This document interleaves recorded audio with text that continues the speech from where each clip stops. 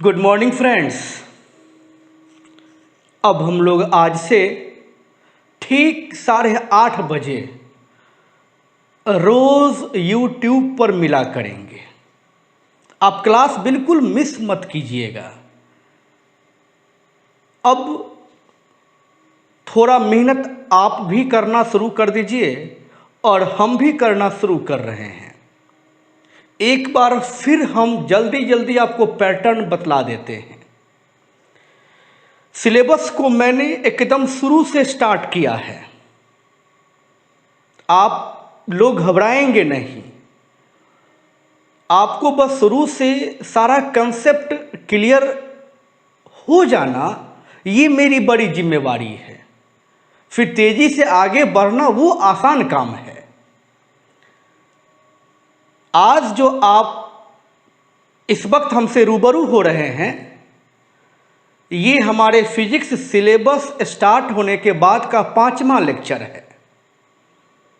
5वां लेक्चर से हम रोज आपको 8:30 बजे मिला करेंगे और आप एकदम ऑन टाइम हो करके क्लास की तरह उसको आप सुने, समझें और नोट करें। लेकिन थोड़ी सी फैसिलिटी हमने आपको ज़्यादा दे रखा है। वो क्या है, एक बार फिर सुनाते हैं। आज जो टॉपिक हम डिस्कस करेंगे उसका हम नोट्स आप तक शेयर कर चुके होंगे। कल जो पढ़ाएंगे उसका नोट्स आपको उससे पहले मिल जाएगा। मीन्स वीडियो लेक्चर आप तक बाद में पहुंचेगा और वीडियो लेक्चर में जो हम लिखने, बोलने, समझाने वाले हैं उसका नोट्स आपको आपके व्हाट्सएप पे पहले मिल जाएगा। तो आप उस नोट्स को एकदम नोटबुक में अच्छे से फेयर कर लीजिएगा और 1-2 बार बिना मन का पढ़ लीजिएगा। उसके बाद आप ठीक 8:30 बजे अपने चैनल पे आके एक एक बातों को ठीक से सुनिएगा। शर्त हमारी 2 है। क्लास कभी भी एब्सेंट मत कीजिएगा और दूसरी, थोड़ा देखे, थोड़ा नहीं देखे, थोड़ा सुने, थोड़ा नहीं सुने, ऐसा मत कीजिएगा। नुकसान केवल आप ही का होगा, मेरा नुकसान बिल्कुल नहीं है। इसलिए फ्रेंड्स, नोट्स के बाद वीडियो लेक्चर के बाद आप जो प्रॉब्लम पूछेंगे उसका सॉल्यूशन और थोड़ा टॉपिक निकल जाने के बाद टेस्ट, ये सब कुछ बड़े सिस्टमेटिक तरीके से हम लोग लेने जा रहे हैं। अभी जो क्लास है वह प्योर लाइव क्लास नहीं है, लेकिन एक तरह का लाइव क्लास ही है। जून के 15 तारीख के बाद हम लोग प्योर लाइव क्लास लेंगे। अभी आप हमें कमेंट कर सकते हैं, गुड मॉर्निंग सर तो ज़रूर लिखिए ताकि आपका अटेंडेंस बन जाए। पढ़ाने के दौरान कुछ क्वेश्चन आपको पूछने का मन करे उसको टाइप कर दीजिए। हम अगले लेक्चर में उस क्वेश्चन का आंसर डिस्कस करेंगे। चाहे तो 1 घंटा बाद भी हम क्लास से निकलते ही डिस्कस कर दें, आपके व्हाट्सएप नंबर पे मैसेज कर दें, या हम अभी साथ साथ भी काम कर सकते हैं। लेकिन अगर साथ साथ काम किए तो पढ़ाई का जो रिदम है वो खराब हो जाएगा। हम चाहते हैं कि क्लासरूम में बैठ करके जो फीलिंग्स क्रिएट होता था एक टीचर और स्टूडेंट के बीच, वही फीलिंग्स हम अब इस माहौल में घर बैठे कराना चाहते हैं।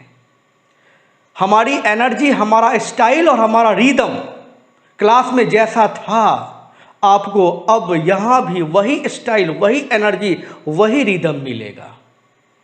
बस एकदम ज़रूरी है कि आप इन सब चीज़ों को फॉलो कीजिए। और हम लोग बहुत पीछे हैं या हम लोग वही टॉपिक रिपीट करते हैं जो पढ़ चुके हैं, इन सब को थोड़े टाइम तक मत सोचिए। बस समझिए कि ज़रूरी है, कुछ बच्चों का डिमांड है कि सर एकदम शुरू से लेके चलिए ताकि हम लोग भी उसको रिवाइज कर लें, जो छूटा बड़ा था उसको बैकअप कर लें। जिम्मेवारी हमारी आप सबों के लिए है।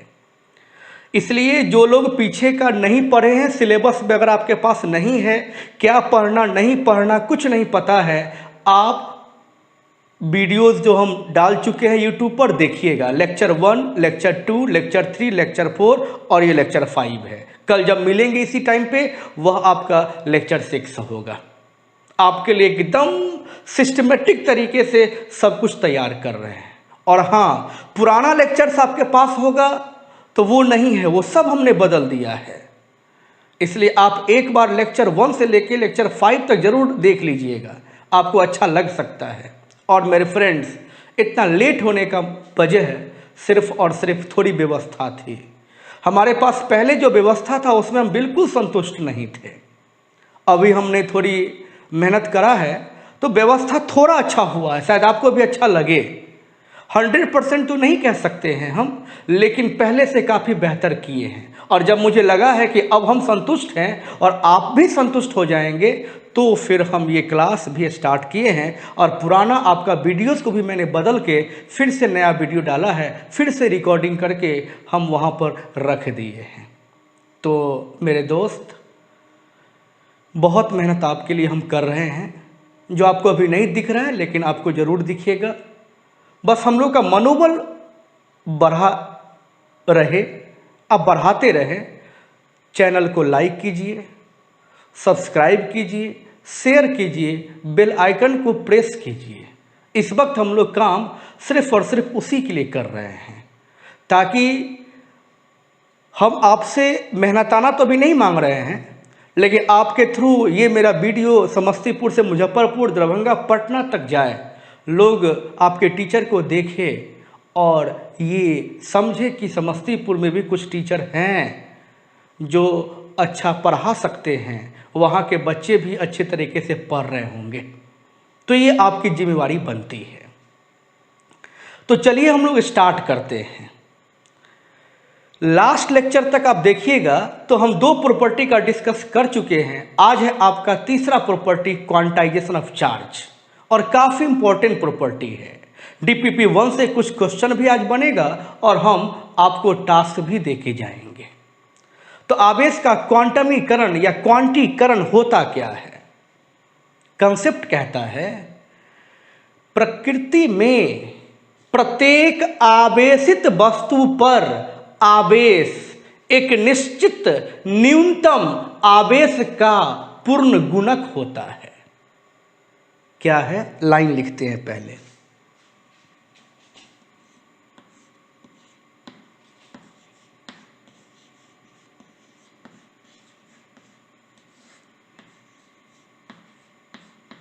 प्रकृति में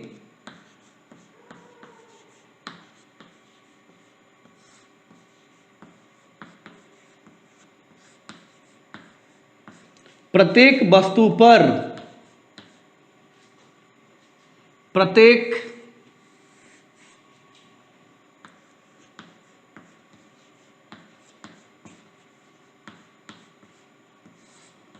आवेशित वस्तु पर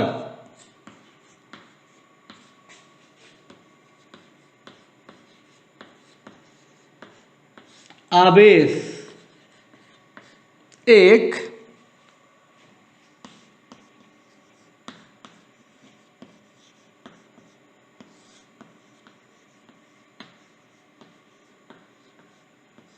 निश्चित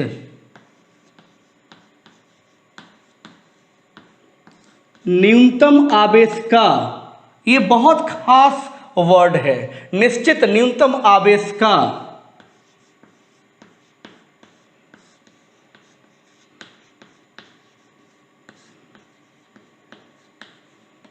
पूर्ण गुणक होता है। प्रकृति में प्रत्येक आवेशित वस्तु पर आवेश एक निश्चित न्यूनतम आवेश का पूर्ण गुणक होता है। किसी भी वस्तु पर जो आवेश होगा वह एक निश्चित न्यूनतम आवेश का पूर्णांक गुणज होगा। इस आवेश को मूल आवेश कहते हैं।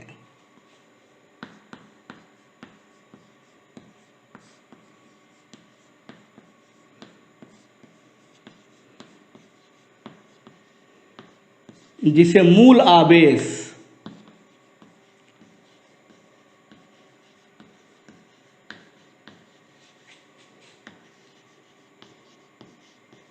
आप इसे फंडामेंटल चार्ज कह सकते हैं, जिसे मूल आवेश कहते हैं।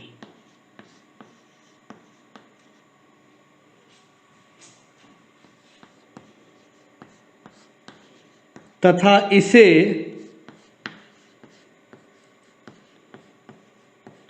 मॉड ई द्वारा सूचित किया जाता है।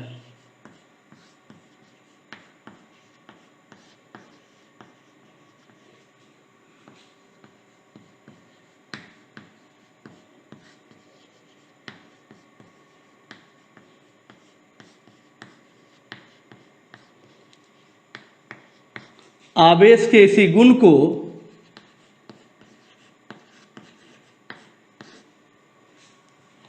आवेश का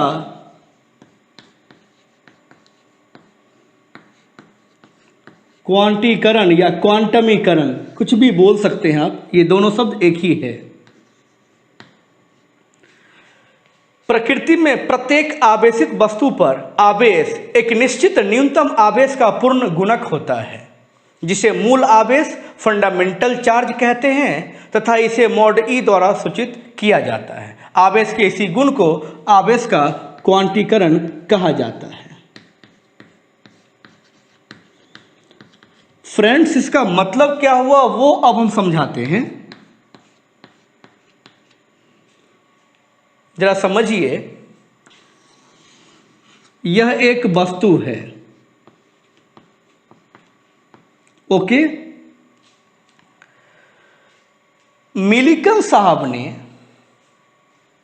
एक एक्सपेरिमेंट किया था जिसका नाम था मिलिकन आयल ड्रॉप एक्सपेरिमेंट। एक बूंद तेल पर वो प्रयोग कर रहे थे और महत्तम समापवर्त द्वारा इस बात को ढूंढा, समझा, खोजा कि दुनिया में आवेश का वह सबसे छोटा मान जो प्रकृति में संभव है, जिससे छोटे मान की कल्पना नहीं करी जा सकती है, वह एक इलेक्ट्रॉन के चार्ज के बराबर है।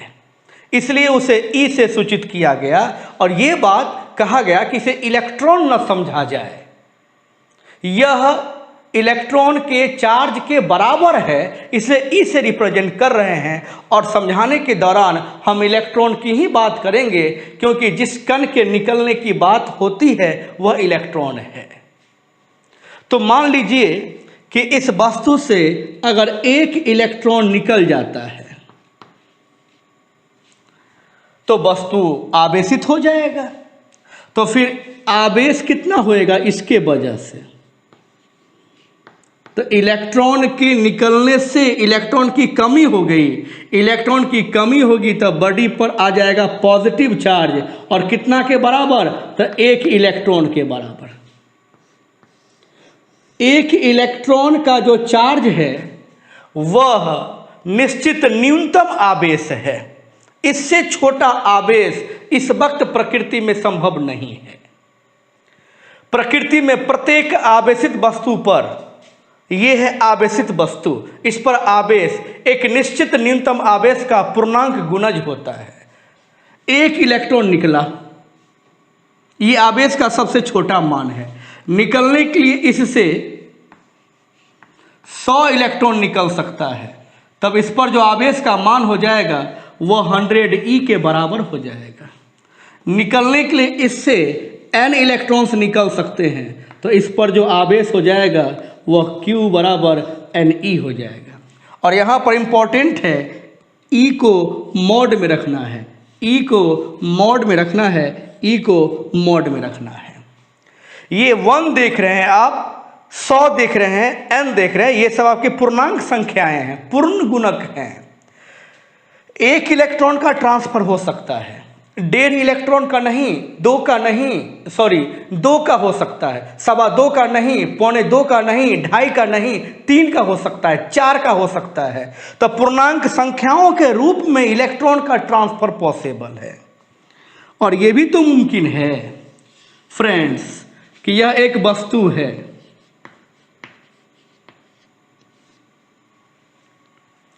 इस वस्तु में कुछ इलेक्ट्रॉन को प्रवेश करा दिया जाए, तो इलेक्ट्रॉन की अधिकता हो जाएगी, और इलेक्ट्रॉन की अधिकता हो जाएगी तो बॉडी पे कैसा चार्ज हो जाएगा? Negative charge. तो कितना? तो एक इलेक्ट्रॉन के ट्रांसफर से इस पे चार्ज हो जाएगा -1 ई को मॉड में रखिए। अगर 100 इलेक्ट्रॉन का ट्रांसफर होगा तो Q equals to -100 into mod E. अगर n इलेक्ट्रॉन का ट्रांसफर होगा तो E equals to -n into mod E. तो किसी बॉडी में जब इलेक्ट्रॉन प्रवेश करेगा, किसी बॉडी में अगर इलेक्ट्रॉन प्रवेश करेगा तो बॉडी ऋण आवेशित हो जाएगा। ये माइनस साइन उसके ऋण आवेशित होने को दर्शाता है। कितना? तो जितने इलेक्ट्रॉन को आपस में प्रवेश करवाएंगे, 1 इलेक्ट्रॉन, 100 इलेक्ट्रॉन या n इलेक्ट्रॉन, तो इस बॉडी पे जो चार्ज होगा वो -1 मॉड ई हो जाएगा, -100 मॉड ई होगा या -n मॉड ई होगा। अगर किसी बॉडी से इलेक्ट्रॉन को निकाल लिया जाए, इसको अंग्रेजी में थोड़ा याद रखिए, रिमूवल ऑफ इलेक्ट्रॉन्स, और यहाँ है एडिशन ऑफ इलेक्ट्रॉन्स। यहाँ इलेक्ट्रॉन को ऐड किया जा रहा है और यहाँ इलेक्ट्रॉन्स को निकाला जा रहा है। तो जब इलेक्ट्रॉन का रिमूवल होगा यानी इलेक्ट्रॉन बाहर निकलेगा तो बॉडी हो जाएगा धन आवेशित, और अगर इलेक्ट्रॉन यहाँ प्रवेश करेगा हो जाएगा ऋण आवेशित। कितना? तो Q equals to +n mod E, Q equals to -n mod E। तो आपका एक फॉर्मूला बन जाएगा Q equals +-n mod E। तो किसी भी आवेशित वस्तु पर जो आवेश का मान होगा वह एक निश्चित न्यूनतम आवेश का पूर्णांक गुणज होगा। तो यहाँ पे n क्या है और E क्या है इसको लिख लेना चाहिए। तो हम आगे लिख देते हैं।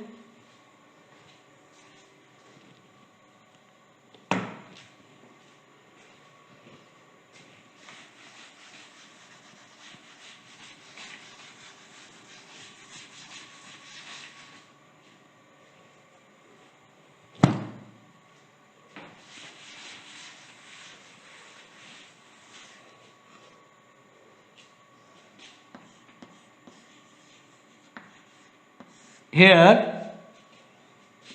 n equals 1, 2, 3 and so on, पूर्णांक संख्याएं हैं, और मॉड ई का मतलब फंडामेंटल चार्ज, मूल आवेश।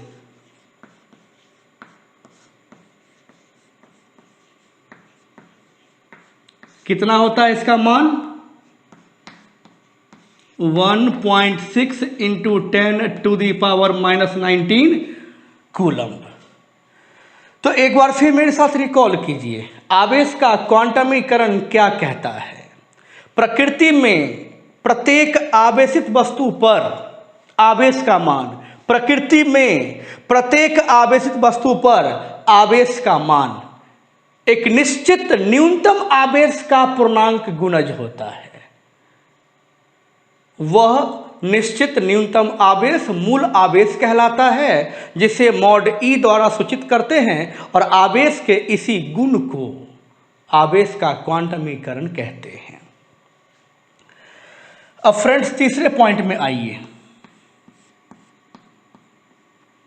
इसमें एक खास बात आप लिखिए कि मिलिकन के द्वारा महत्तम समापवर्त द्वारा न्यूनतम निश्चित आवेश को ढूंढा गया। आवेश का सबसे छोटा मान कितना हो सकता है इस प्रकृति में, उस मान को मिलिकन ने अपने एक प्रयोग से समझाया। ये बहुत इंपॉर्टेंट एक ऑब्जेक्टिव क्वेश्चन बनता है। और माय डियर फ्रेंड्स, हर टॉपिक के ऑब्जेक्टिव क्वेश्चन का सेट भी अलग से हम लोग बनवा रहे हैं, ताकि बोर्ड एग्जामिनेशंस के लिए भी साथ साथ हम लोग तैयारी करते चले।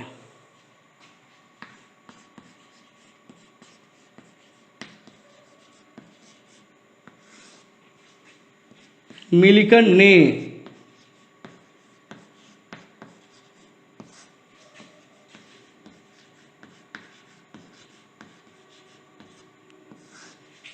महत्तम समापवर्त द्वारा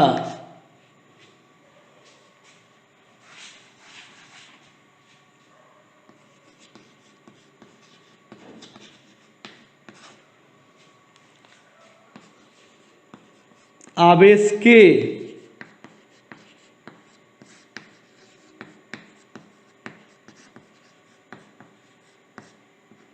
सबसे छोटे मान को खोजा।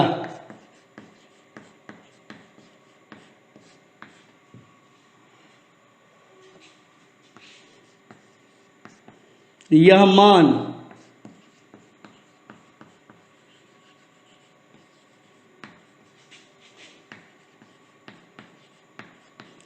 इलेक्ट्रॉन के आवेश के बराबर मिला।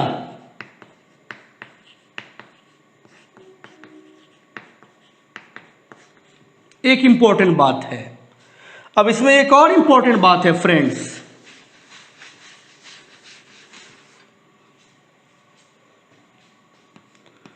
आज की कहानी कुछ ये है कि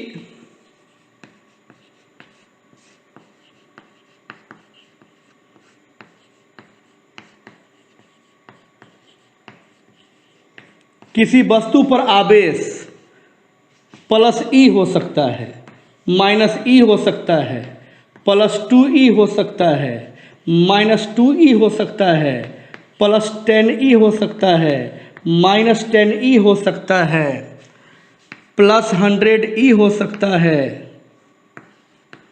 माइनस 100e हो सकता है, प्लस ne हो सकता है, माइनस ne हो सकता है। किसी वस्तु पर आवेश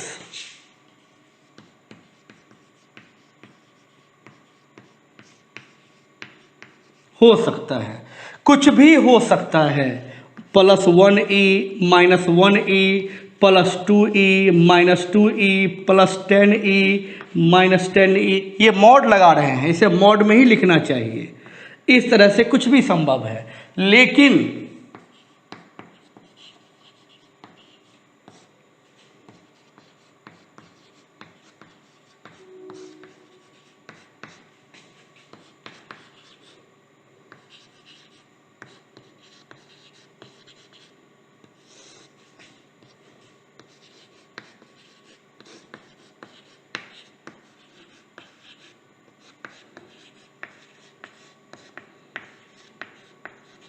एक इंपॉर्टेंट बात यह है कि आवेश का भिन्नात्मक मान संभव नहीं है।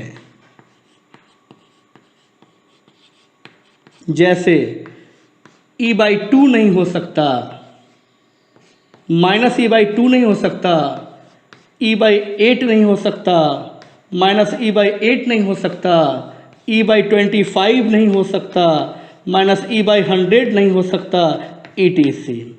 ऐसे आवेशों का इस वक्त संसार में किसी वस्तु पर होना मुमकिन नहीं है।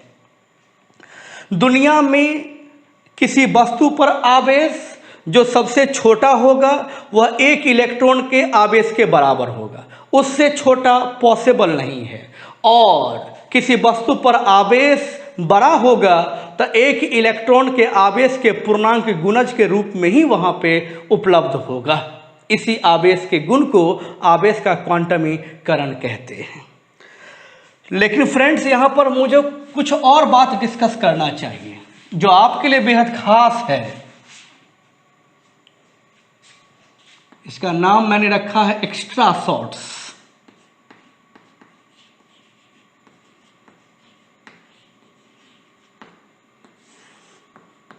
क्या है एक्स्ट्रा शॉट्स?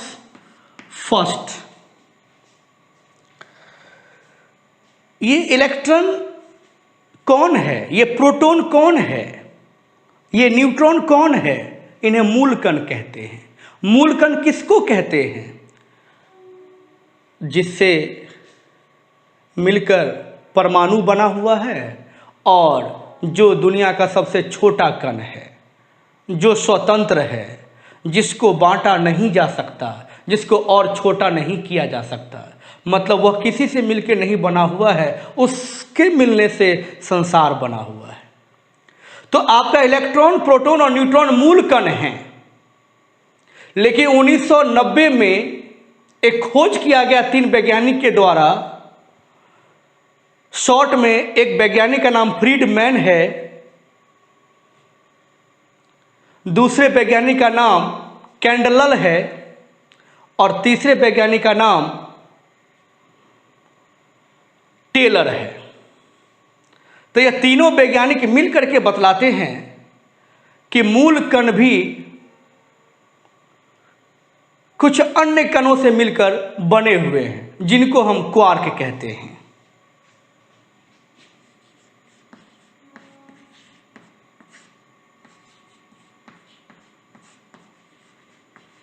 मूल कण भी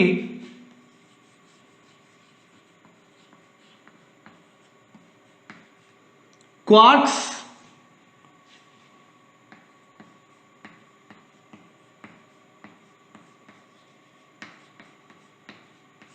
जैसे कणों से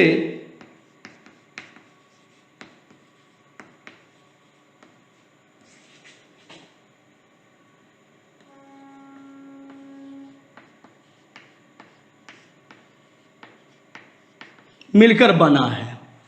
भाई इसके लिए उन्हें नोबेल प्राइज भी मिल चुका है। इसे यह बात मुझे बहुत ठीक से ध्यान रखना चाहिए। हमने नोट्स दे रखा है, उसमें नाम ये सब डिटेल्स लिखा हुआ है। तो ये जो हमारे फ्रीडमैन साहब का या कैंडल साहब का या टेलर साहब का जो रिसर्च है, जिसमें वो कहते हैं कि आपका जो मूल कण है वह भी बहुत छोटे कणों, जिसका नाम उन्होंने क्वार्क रखा, क्वार्क से मिलकर बना हुआ है। ये एक ऐसा रिसर्च है जो फिजिक्स के बहुत कहानी को बदल के रख देगा। लेकिन अभी इसके खोज होने के बाद भी, इस खोज के लिए उन्हें नोबेल प्राइज दिया गया, उसके बावजूद भी किसी भी कंसेप्ट पे कोई प्रभाव नहीं पड़ रहा है। उसका कारण जानना चाहिए आपको।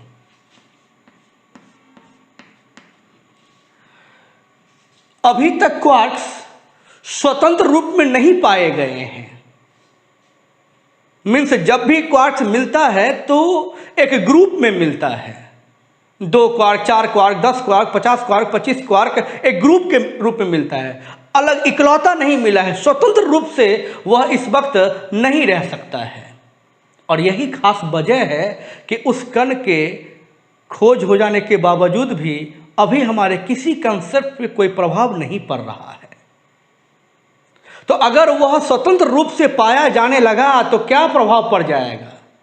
तो भाई वह इलेक्ट्रॉन से बहुत छोटा कण है, फिर उस कण का हमारे बॉडी से ट्रांसफर होने लगेगा। तब जो वस्तु आवेशित होगा वह इलेक्ट्रॉन के वजह से नहीं, इलेक्ट्रॉन से भी जो छोटे कण हैं जिनका मेरे बॉडी से ट्रांसफर हो रहा है उसके वजह से, मतलब क्वार्क्स के वजह से। तो अभी हम कहते हैं कि किसी वस्तु पर जो आवेश न्यूनतम संभव है वह 1 इलेक्ट्रॉन के आवेश के बराबर, तब हम कहने लगेंगे कि किसी वस्तु पर जो न्यूनतम आवेश संभव है वह 1 क्वार्क के आवेश के बराबर, क्योंकि क्वार्क का जो चार्ज है वह इलेक्ट्रॉन के चार्ज से भी काफ़ी छोटा है। लेकिन इस वक्त खोज हो चुकी है, लेकिन वह स्वतंत्र रूप से नहीं रह सकता, इसलिए हमारे क्वांटाइजेशन पे, आवेश के क्वांटमीकरण पे कोई प्रभाव नहीं पड़ रहा है। Q बराबर ±NE फार्मूला हम इस्तेमाल करेंगे क्वार्क के खोज हो जाने के बावजूद भी। तो हम एक इम्पोर्टेंट पॉइंट लिख दें,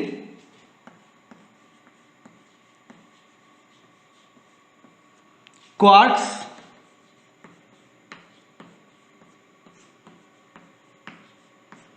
स्वतंत्र रूप में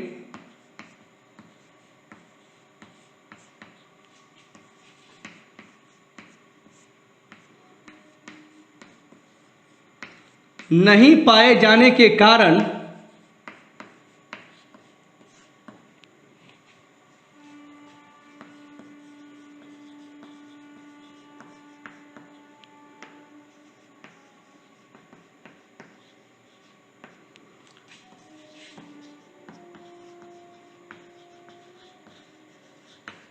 क्वांटाइजेशन ऑफ चार्ज पर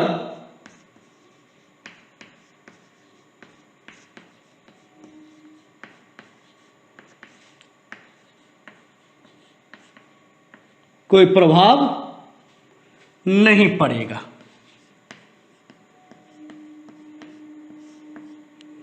और नोट्स में उस वैज्ञानिक का नाम लिखा हुआ है, ये सब जरूर याद रखिएगा। बोर्ड पर लिखने की आवश्यकता नहीं है कि ऐसे वैज्ञानिक जिन्हें नोबेल प्राइज मिल चुका है, जो ऐसे कणों को खोज चुके हैं, मतलब साइंस को एक नए आयाम तक ले जा चुके हैं। अब थोड़ी सी और कसर है, तो एक वक्त आएगा और बेहतर दिखेगा आपको।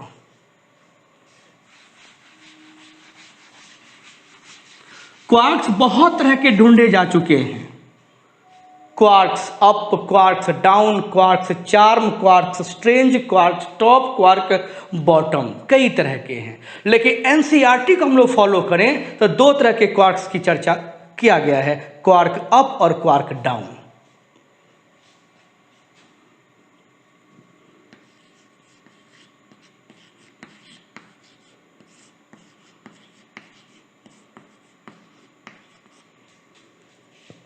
मुख्य रूप से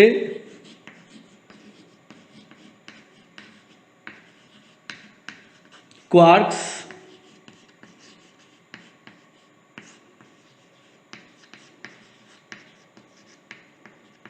दो प्रकार के हैं,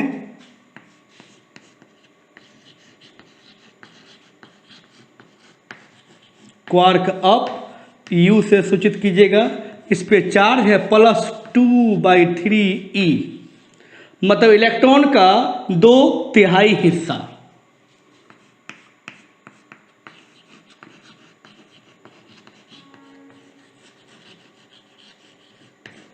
क्वार्क डाउन को डी से सूचित कीजिएगा, इस पे चार्ज है -1/3e, यानी इलेक्ट्रॉन का 1/3 हिस्सा। तो आने वाले टाइम पे जब हमारा क्वार्क स्वतंत्र रूप में पाया जाने लगेगा, तब जो आवेश का न्यूनतम मान प्रकृति में संभव होगा वह 1/3e होगा, मतलब क्वार्क डाउन होगा। तब क्वार्क डाउन के ट्रांसफर से बॉडी पे चार्ज आएगा। लेकिन क्वांटाइजेशन तो उसी प्रकार से डिफाइन होगा। अभी का मूल आवेश हमारा एक इलेक्ट्रॉन के चार्ज के बराबर है, और तब का मूल आवेश एक क्वार्क के चार्ज के बराबर होगा। लेकिन क्वांटाइजेशन को डिफाइन उसी तरीके से करेंगे। क्या कहेंगे? प्रकृति में सभी आवेशित वस्तु पर आवेश एक निश्चित न्यूनतम आवेश का पूर्ण गुणक होता है। तो निश्चित न्यूनतम आवेश बदलता रहेगा। आज निश्चित न्यूनतम आवेश एक इलेक्ट्रॉन के आवेश के बराबर है, कल एक क्वार्क के आवेश के बराबर हो सकता है। लेकिन क्वांटाइजेशन की परिभाषा इसी तरीके से कल भी दी जाएगी।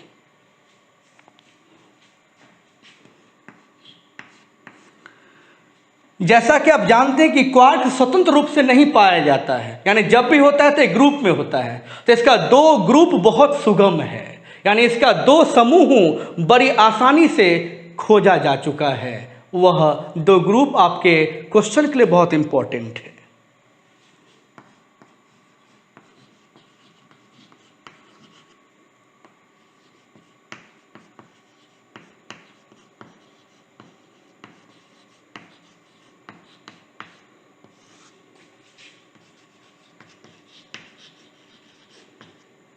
क्वार्क्स के दो महत्वपूर्ण ग्रुप,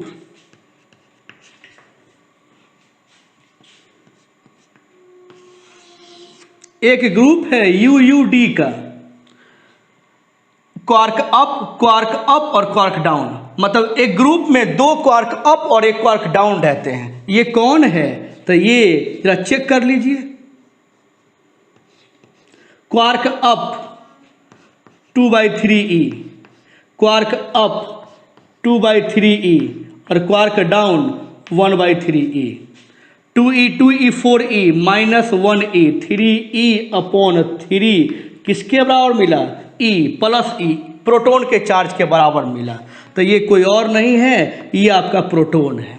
तो एनसीईआरटी क्वेश्चन कहता है कि भैया मान लो आपका प्रोटॉन 3 क्वार्क से मिलकर बना हुआ है, जिसमें दो तरह के क्वार्क शामिल हैं, क्वार्क अप और क्वार्क डाउन। तो बतलाइए कितने क्वार्क अप और कितने क्वार्क डाउन से मिलकर बना है? तो आप कह दीजिएगा 2 क्वार्क अप और 1 क्वार्क डाउन से मिलकर बना है। हम इनको जब ऐड करते हैं तो हमें E मिलता है, मतलब प्रोटॉन का चार्ज मिलता है। मतलब यह एक कंपोजिशन है आपके प्रोटॉन का। उसी तरह का एक और कंपोजिशन इंपॉर्टेंट है।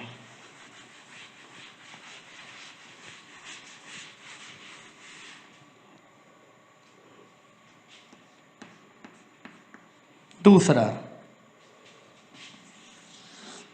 UDD,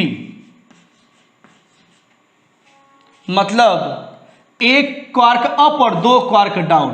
अप पे चार्ज 2/3e, डाउन पे चार्ज 1/3e, दूसरे डाउन पे चार्ज 1/3e। जरा चेक कीजिए, 2/3e -1e -1e -2e, 2e/3 -2e/3 = 0।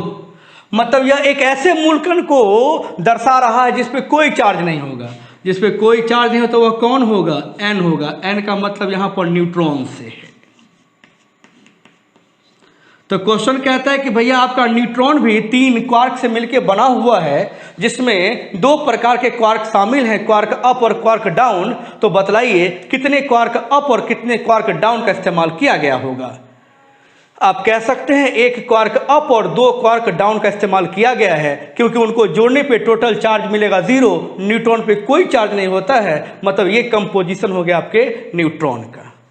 तो यहां पे कंक्लूड कर लेना चाहिए। कंक्लूजन मतलब निष्कर्ष।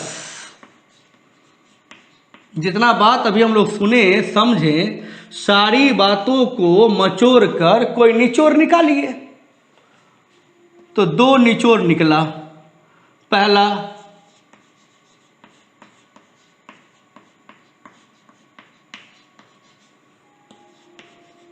कंपोजिशन प्रोटॉन का क्या हो जाएगा?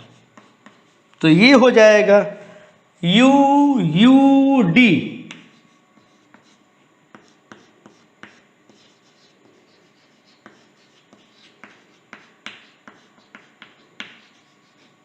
कंपोजिशन न्यूट्रॉन का क्या हो जाएगा? तो ये वाला UDD। तो फ्रेंड्स, प्रॉपर्टीज तो बहुत पढ़ाना है, लेकिन इस लेक्चर तक में 3 प्रॉपर्टी हो गया। इसके पहले का लेक्चर आप देख लीजिएगा जो आपके यूट्यूब पर अवेलेबल है। उसमें हमने एडिटिविटी ऑफ चार्ज बतलाया है और कंजर्वेशन ऑफ चार्ज बतलाया है। तो 3 प्रॉपर्टीज कंप्लीट हो गए, additivity of charge, conservation of charge and quantization of charge. अब इसके कुछ न्यूमेरिकल्स देखिए, कुछ टास्क देते हैं और फिर कल इसी टाइम पे मिलेंगे तो आपके क्वेश्चंस का आंसर भी देंगे। आइए, आपको हम DPP-1 दे चुके हैं। कौन कौन सा क्वेश्चन आपको बनाना है, कौन कौन सा हम बनाएंगे, इस वक्त हम टिक ला के रखे हैं ताकि आप प्रैक्टिस कर सको। DPP-1 पहला क्वेश्चन हम बताते हैं। एक चालक पे 8.0 गुणे 10⁻⁷ कूलम्ब ऋण आवेश है। चार्ज को Q से सूचित करते हैं। निगेटिव चार्ज है। 8.0 गुणे 10⁻⁻7 कूलम्ब चार्ज है। इस पर सामान्य अवस्था से कितने इलेक्ट्रॉन्स अधिक या कम हैं? n इलेक्ट्रॉन की संख्या। भैया ये निगेटिव चार्ज हो गया है। चार्ज निगेटिव तब होगा जब इलेक्ट्रॉन की अधिकता होगी। इलेक्ट्रॉन की कमी होता तो वो हो जाता आपका पॉजिटिव चार्ज। तो ये तो यहाँ पे कंफर्म हुआ कि मेरे दोस्त यहाँ पे इलेक्ट्रॉन्स की अधिकता हुई है। ठीक है, तो कितना इलेक्ट्रॉन अधिक हुआ? तो फॉर्मूला क्या कहता है? Q ± Ne। ये है आपका आवेश का क्वांटीकरण। तो यहाँ से n निकालिएगा। तो n बराबर Q/mod E। Q का मान, ये माइनस प्लस यूज नहीं करना है। इस माइनस का मतलब इलेक्ट्रॉन की अधिकता था जो हम लोग समझ चुके। 8 गुणे 10⁻⁷ बट्टा 1.6 × 10⁻⁻19। इसको सॉल्व करते हैं। ये दशमलव ऊपर जाके इसको 80 बना देगा, नीचे रह जाएगा 16 रह जाएगा। ये 19 ऊपर जाएगा तब +19 तो हो जाएगा 12। तो 16 पंचे 80 गुणे 10⁻12, 5 गुणे 10⁻12 और इलेक्ट्रॉन की अधिकता हो गई। समझे होंगे मेरे फ्रेंड्स।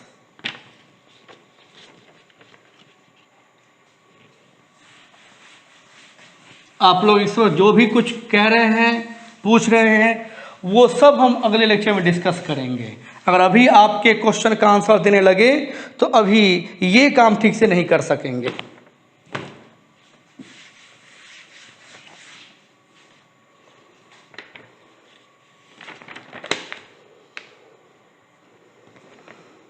Question number 2।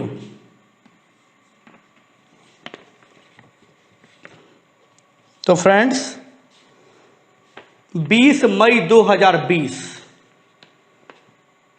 ये वो डेट है जहां से हम लोग ऑनलाइन क्लास सिस्टमेटिक तरीके से शुरू कर रहे हैं। और सिलेबस का टेंशन तो बिल्कुल नहीं लीजिएगा, 100% गारंटी है सिलेबस को अच्छे तरीके से समाप्त करने की।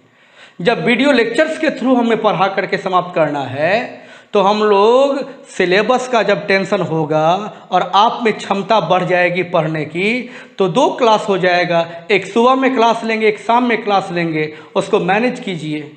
ये सब पॉसिबल है। पहले थोड़ा प्रैक्टिस कीजिए, अपनी क्षमता को बढ़ाइए, फिजिक्स में इंटरेस्ट जगाइए, तब देखिए आपका हर काम बड़े आसानी से होगा।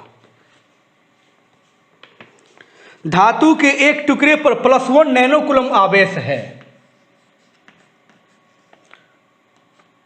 +1 नैनो कूलम, नैनो का मतलब होता है 10⁻⁻⁹ नैनो। अब प्लस का मतलब है कि यह वस्तु अगर धन आवेशित है तो इलेक्ट्रॉन की कमी हुई होगी। तो कह रहा है कि इलेक्ट्रॉन कितने स्थानांतरित हुए हैं वो बतलाइए। ओके, ये तो लिख देना चाहिए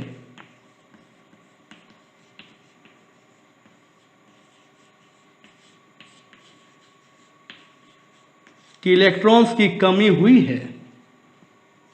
कितना?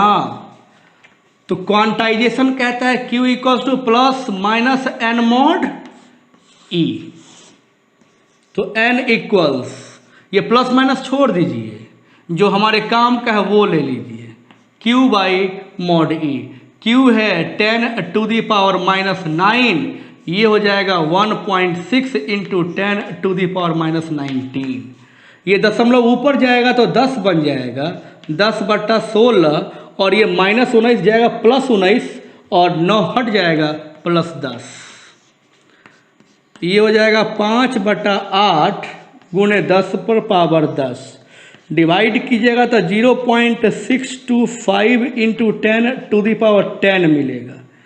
क्या कीजिए, एक अंक को आगे ले जाइए साइंटिफिक नोटेशन के लिए, तो ये एक घट जाएगा, 10⁻9 हो जाएगा, और यही हम लोगों का फ्रेंड्स आंसर हो जाएगा। ठीक है,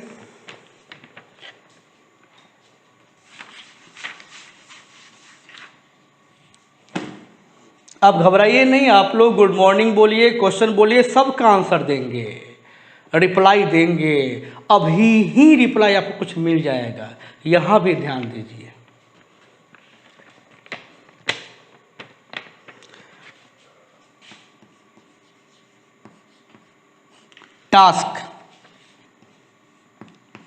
टास्क जैसे ही दें एकदम देरी मत कीजिएगा, चाहे कभी हल्का क्वेश्चन लगे या कभी भारी क्वेश्चन लगे। जब सिलसिला शुरू कर दिए हैं तो थोड़े ही समय बाद अच्छा क्वेश्चन भी दिखेगा, तो भी प्रैक्टिस का अंदाज, इंटरेस्ट वैसा ही रहना चाहिए। 3 और 4 आपका टास्क है, और क्वेश्चन नंबर 5 इस वक्त हम बतलाएंगे, जो अच्छा क्वेश्चन है, क्लास में आपने बनाया भी है।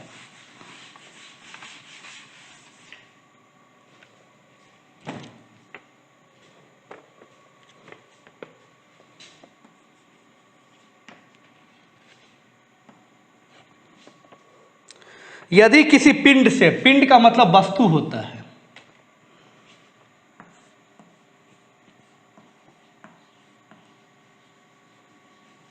एक सेकंड में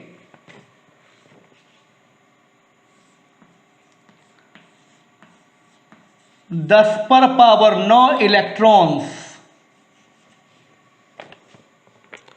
किसी अन्य पिंड में स्थानांतरित हो जाते हैं। जैसे यहां भी एक पिंड होगा और ये इलेक्ट्रॉन इसमें चला आता है, प्रत्येक सेकेंड, एक सेकेंड में यहाँ का 10⁻9 इलेक्ट्रॉन्स इसमें आ जाता है। मतलब ये हो जाएगा पॉजिटिव चार्ज और ये हो जाएगा निगेटिव चार्ज। तो कह रहा है 1 कूलम आवेश स्थानांतरित होने में कितना समय लगेगा। मतलब ये कि 1 कूलम आवेश स्थापित करने में कितना समय लगेगा आपसे पूछा जा रहा है। +1 कूलम या -1 कूलम। इस वक्त यहाँ होगा +1 कूलम तो उस वक्त वहाँ होगा -1 कूलम। तो हमें प्लस या माइनस से मतलब नहीं है मेरे दोस्त, हमें मतलब है कि 1 कूलम आवेश को स्थापित करने में समय कितना लगेगा। कितने लोग इस क्वेश्चन को बना सकते हैं? आप कमेंट में लिखिए, हम बना सकते हैं, मेरे से पॉसिबल है। इससे हमें एनर्जी मिलेगी, आपके होने का सबूत मिलेगा। फिर काम तो देखिए कैसे कैसे हम लोग कर लेते हैं। स्टेप 1, इसको कई स्टेप में बनाइए।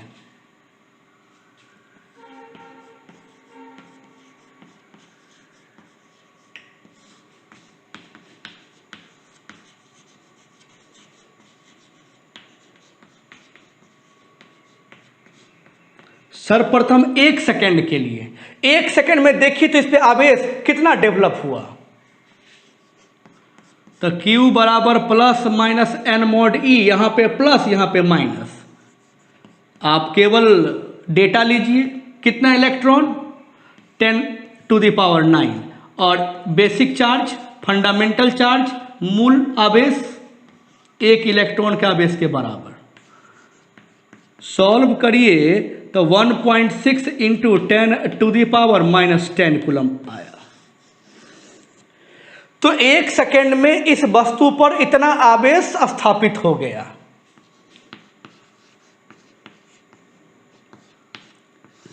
स्टेप 2 में मूव कीजिए, कहिए 1.6 × 10⁻⁻10 कूलम्ब स्थापित होने में हमें 1 सेकेंड का समय लगता है। ये कहानी 1 सेकेंड की थी। तो प्रश्नानुसार मुझे 1 कूलम्ब आवेश स्थापित करना है तो इसमें कितना समय लगेगा। तो 1/1.6 × 10⁻⁻10 इतना सेकेंड लगेगा। तो यहाँ से टाइम निकाल लेंगे आप, इस दशमलव को ऊपर फेंक देंगे तो 10/16 हो जाएगा। इसको ऊपर फेंक देंगे तो +10 हो जाएगा। ये हो जाएगा 5/8 × 10⁻10। इसको लिख सकते हैं 0.625 × 10⁻10। साइंटिफिक नोटेशन में लिखिएगा तो 6.25 × 10⁹9 सेकेंड। मेरे दोस्त, अगर आंसर की बात करी जाए तो ये आंसर है कि इस वस्तु या इस वस्तु पर 1 कूलम आवेश स्थापित होने में 6.25 × 10⁻9 सेकेंड लगेगा। लेकिन ये टाइम इतना बड़ा है और मात्रा कितना छोटा है कि ये आसानी से हम नहीं समझ पाते हैं, क्योंकि इतना बड़ा डेटा सेकेंड के साथ बोलना उचित नहीं है। अगर समस्तीपुर से लेके और दिल्ली के बीच का डिस्टेंस अगर सेंटीमीटर में बोला जाए, इंच में बोला जाए, तो वो बहुत उचित और व्यवहारिक नहीं है, वो बड़ा डिस्टेंस है। तो बड़े डिस्टेंसेस के लिए बड़े मात्रा का इस्तेमाल होना चाहिए। किलोमीटर बोलेंगे थोड़ा सुगम होगा, आप आसानी से समझ जाएंगे। भाई हम इस उंगली की लंबाई मापना चाहते हैं, इसको किलोमीटर में मापिएगा तो समझना बहुत मुश्किल हो जाएगा, क्योंकि यह छोटा मान है और इसको मापने के लिए छोटे मात्रा का इस्तेमाल करेंगे। इसके लिए सेंटीमीटर का इस्तेमाल कीजिए तो बेहतर हम फील करेंगे कि हम क्या कहना चाहते हैं। तो मात्रकों का चुनाव उसके मात्रा के हिसाब से किया जाता है। मात्रा अधिक है तो मात्रक बड़ा लीजिए, मात्रा कम है तो मात्रक छोटा लीजिए। तो यहाँ पे मात्रा बहुत है और मात्रक छोटा है, बड़े मात्रा का इस्तेमाल कीजिए। समय के लिए यहाँ पर ईयर सूटेबल होगा, मतलब यह कितना वर्ष है इस बात को आप बताएं तो यह हमारा परफेक्ट आंसर होगा। तो स्टेप 3 में हम वही करने जा रहे हैं।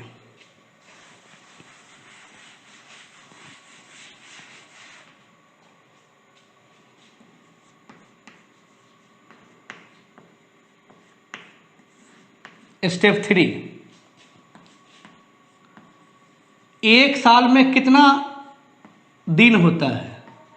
तो फिजिक्स जिस कैलकुलेशन को मानती है वो 365 दिन, जबकि हर साल में 365 दिन नहीं होता, लेकिन हम जब भी कैलकुलेशन करेंगे तो 365 दिन मान के करेंगे। ठीक है, एक दिन में कितना घंटा होता है? 24 घंटा होता है। एक घंटा में कितना मिनट होता है? 60 मिनट होता है। और फ्रेंड्स, एक मिनट में कितना सेकंड होता है? 60 सेकंड होता है। देखिए आपका ईयर सेकंड में अब चेंज हो जाएगा, तो कह सकते हैं अगर एक साल में इतना सेकंड होता है तो एक सेकंड में कितना साल होगा? पलट दीजिएगा, 1/365 इंटू 24 इंटू 60 इंटू 60, ये आपका ईयर्स में चेंज हो जाएगा। इसको कैलकुलेटर से सॉल्व करके भी रख सकते हैं, थोड़ा आगे के क्वेश्चंस के लिए इजी हो जाएगा। अब जो टाइम निकालना है वो ये है, 6.25 इंटू 10⁹ इंटू सेकेंड को बदल दीजिए,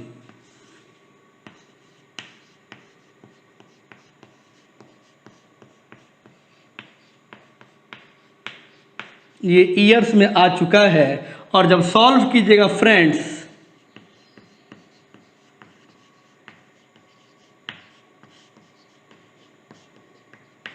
तो आपको लगभग मिल जाएगा 190 ईयर्स, 198 साल।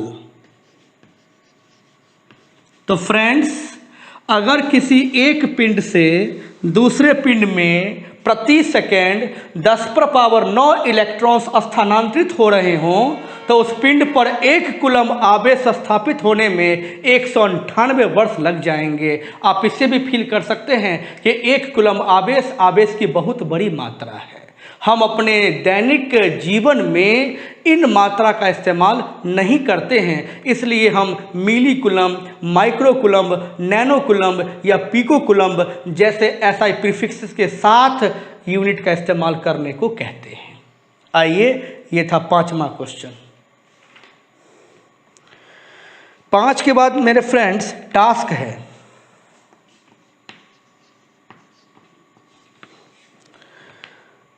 छः से लेकर के 11 तक बना हुआ है, फिर भी रिवाइज कीजिए। हम जो कहते हैं बस फॉलो कीजिए। अब हम बताएंगे आपको 12 नंबर, जो कि आज का लास्ट इंपॉर्टेंट क्वेश्चन होगा। सब जानते हैं आप, रिवाइज तो कीजिए।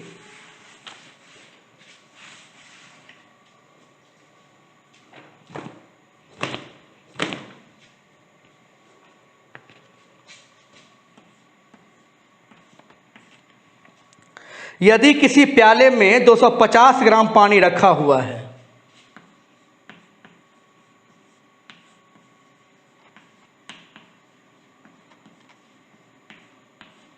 पानी की मात्रा कितनी है? 250 ग्राम पानी की मात्रा दे रखा है। उसमें इलेक्ट्रॉन अथवा प्रोटॉन्स की कुल संख्या ज्ञात करें।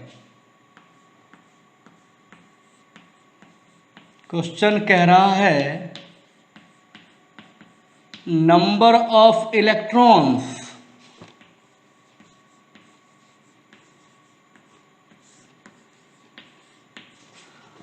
अथवा नंबर ऑफ प्रोटॉन्स, ये आपको फाइंड करना है।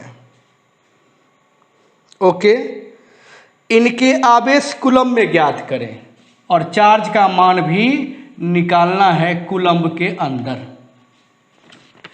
क्लासेस की लंबाई थोड़ा बड़ा लग रहा होगा तो ये छोटा हो जाएगा। आज पहला क्लास था इस तरह का और हम 10 पेज का नोट्स दे चुके हैं, तो मेरा आज का टारगेट था कि 200 पेज का हम लेक्चर तैयार करके दे दें। आप यकीन नहीं करेंगे, अभी लगातार हमने पेज नंबर 1 से लेकर 10 तक सारा रिकॉर्डिंग करा है, उसको छोटे छोटे हिस्से में बांट दिया है और क्वांटाइजेशन से हम आपको क्लास इस वक्त प्रोवाइड कर रहे हैं। इससे पहले का अलग से रखा हुआ है चैनल पे, आप उसे देख करके डाउनलोड करके रख सकते हैं। तो पानी की मात्रा 250 ग्राम है, तो उसमें इलेक्ट्रॉन की संख्या या प्रोटॉन्स की संख्या कितनी है? इलेक्ट्रॉन और प्रोटॉन दोनों की संख्या तो बराबर ही होगा, किसी एक को आप निकाल लीजिए और फिर चार्ज निकाल लीजिएगा। तो यहाँ पे करना क्या चाहिए,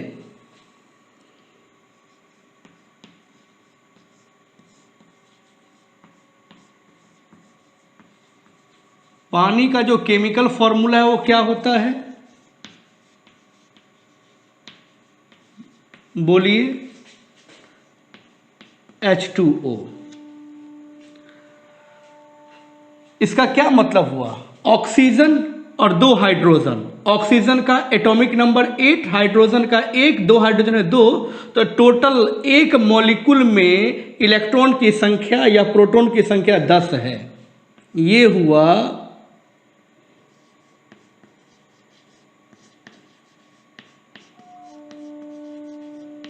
पानी का एक मॉलिक्यूल। तो पानी के एक मॉलिक्यूल में इलेक्ट्रॉन्स अथवा प्रोटॉन्स की संख्या 10 है। तो 250 ग्राम पानी की मात्रा मुझे दी गई है, इसमें कुल कितने अणु हैं? प्रत्येक अणु में इलेक्ट्रॉन की संख्या 10, तो 250 ग्राम पानी में अणु की संख्या कितनी है, ये निकाल लीजिए, आपकी कहानी खत्म। तो एवोगाड्रो साहब का जो कॉन्सेप्ट है वो यूज कीजिए।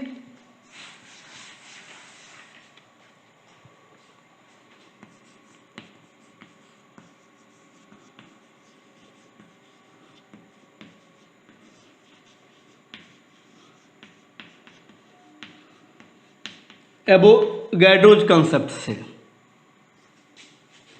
इसका हो जाएगा आणविक भार, मॉलिक्यूलर वेट 16 और 2 18। यानी एवोगाड्रो साहब कहते हैं कि 18 ग्राम पानी में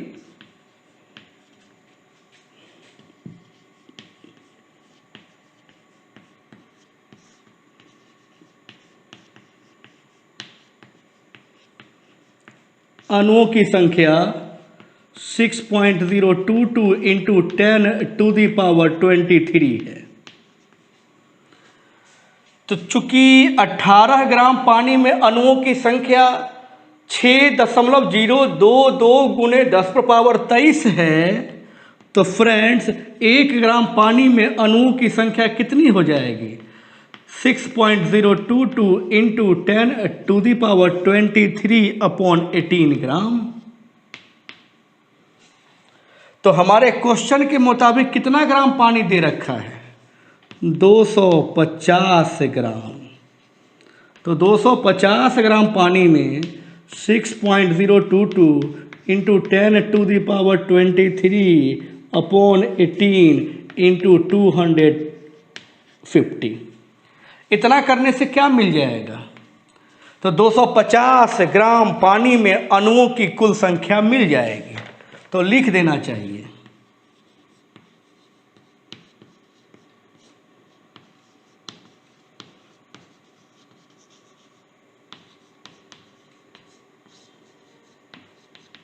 - 250 ग्राम पानी में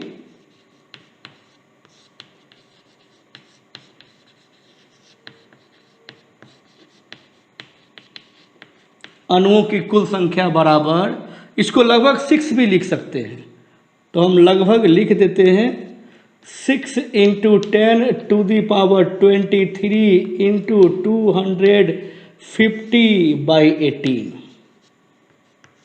अणुओं की संख्या निकल गई। अब एक एक अणु में इलेक्ट्रॉन की संख्या होती है 10, तो इसे 10 से गुना कर दीजिए, वह आपको इलेक्ट्रॉन या प्रोटॉन की संख्या दे देगा।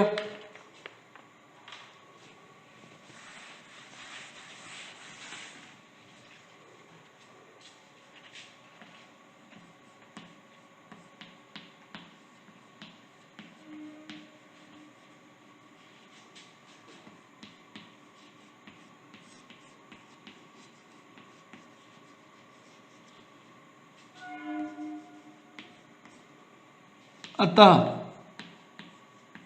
इलेक्ट्रॉन्स तथा प्रोटॉन्स की संख्या, तथा मतलब अथवा, हम दोनों की बात करें, दोनों में से किसी एक की बात करें, एक ही बात है, तो 10 से मल्टीप्लाई कर दीजिए। 6 गुने 10 पर पावर 23 गुने 250 बटा 18 तो पहले ही से मौजूद है, 10 से गुना कर दीजिए। फ्रेंड्स, गुना भाग करके आप चेक कर लीजिएगा जरूर।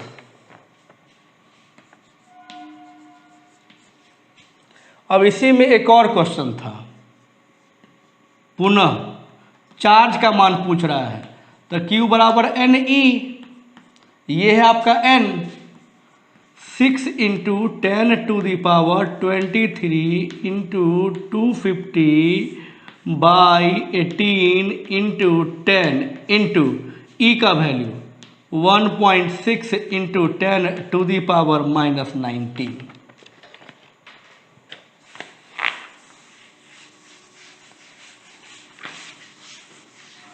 तो फ्रेंड्स, फिर इसको सॉल्व कीजिएगा।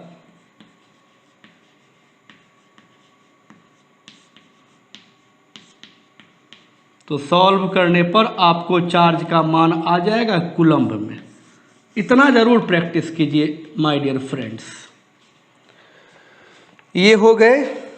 अब आइए आप ये क्वेश्चन ट्राई कर लीजिएगा। 23, 24, 25। हालांकि हम डन लिख देते हैं, मतलब ऑलरेडी थ्योरी पढ़े तो हो गया, एक बार देख लीजिएगा।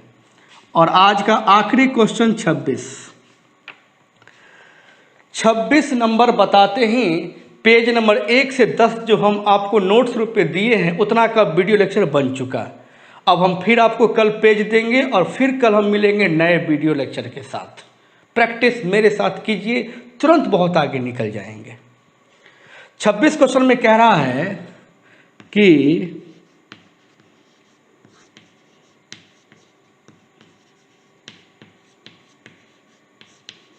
निम्न में कौन सा आवेश संभव नहीं है।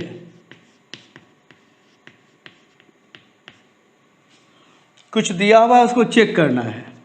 जैसे मान लीजिए चार्ज दिया हुआ है, अब डीपी में देख लीजिएगा ठीक से, ये है, तो ये संभव है क्या? भाई आप n निकालिए, पूर्णांक संख्या मिलता है तो संभव है। n बराबर Q बटा E। Q ये है,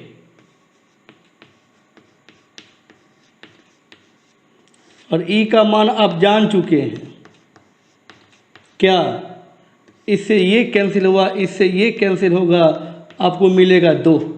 तो कहिएगा यस, ये संभव है, क्योंकि यह पूर्णांक संख्या है, 2 इलेक्ट्रॉन का ट्रांसफर तो हो ही सकता है। इसी तरह इसमें B नंबर है।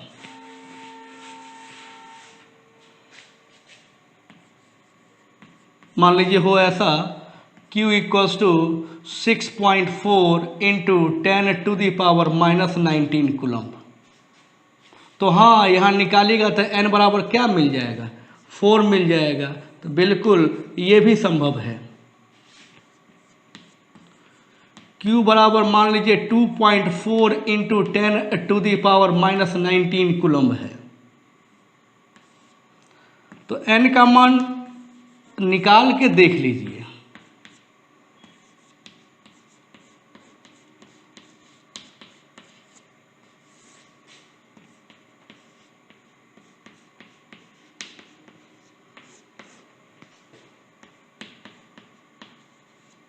वन 1.5।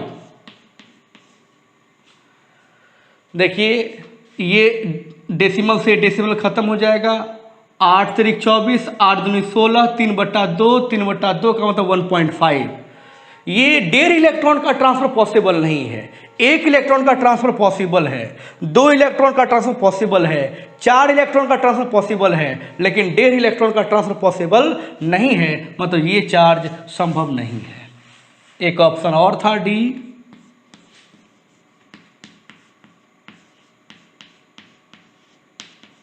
दिस।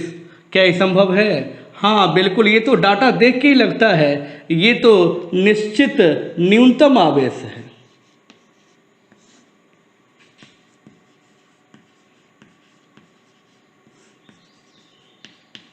इतना आवेश तो संभव है ही, इससे कम संभव नहीं है।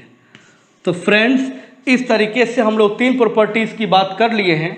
अगले क्लास में मुझे कुछ और इम्पोर्टेंट प्रॉपर्टी की चर्चा करना है और हम क्लास को लगातार रखेंगे। टाइम हम लोग का 8:30 बजे। Okay, bye bye, thank you.